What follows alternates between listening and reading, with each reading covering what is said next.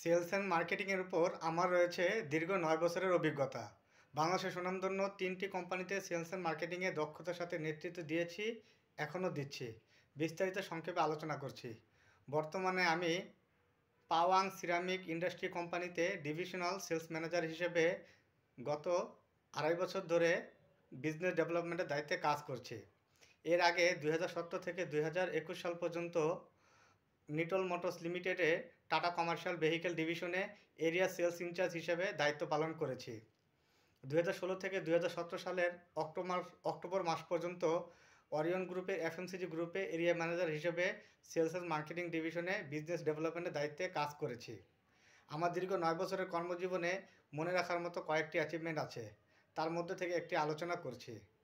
2016 সালে ওরিয়ন গ্রুপে area manager থাকাকালীন বিজনেস ডেভেলপমেন্টে আমি প্রথম স্থান অর্জন করেছি।